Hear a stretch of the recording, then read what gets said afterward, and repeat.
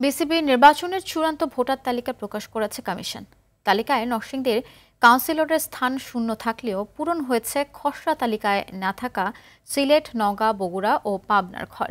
এছাড়া বিতর্কিত 15 ক্লাবের নামও আছে এই তালিকায়। এদিকে বিসিবি নির্বাচন নিয়ে ক্রিকেটারদের করা নানান মন্তব্যকে নিয়ম পরিপন্থী বলে মন্তব্য করেছেন যুব ও ক্রীড়া উপদেষ্টা আসিফ মাহমুদ সজীব ভূঁইয়া। বিস্তারিত মাহফুজুল ইসলামের রিপোর্টে। কাউন্সিলর নাটকীয়তায় নতুন প্রশ্ন। 192 কাউন্সিলরের তালিকায় নেই শুধু নরসিংদীর নাম, পূরণ হয়েছে সিলেট, নওগাঁ, বগুড়া ও পাবনার শূন্যস্থান। খসড়া তালিকায় ছিল না এই 5 জেলার নাম। শুধু তাই নয়, বিগত বোর্ডের সময় তৃতীয় বিভাগ বাছাই থেকে উত্তীর্ণ হওয়া 15 ক্লাব নিয়ে সৃষ্ট জটিলতা নিরসন হয়েছে, তাদের নিয়েই হচ্ছে এবারের নির্বাচন। তামিম ইকবাল ও ফারুক আহমেদের কাউন্সিলরশিপ নিয়ে ওঠা আপত্তি আগেই খারিজ করেছে কমিশন। সব মিলিয়ে নরসিংদীকে বাদ দিলে বিসিবির মোট ভোট 191টি।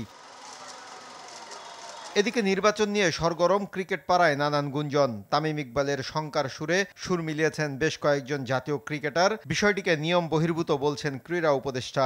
রানিং ক্রিকেটার খুবই দুঃখজনক যে বোর্ড ইলেকশন নিয়ে কথা বলছে, যেটা তার যে কন্ট্রাক্ট সেখানকার সম্পূর্ণ ভায়োলেশন।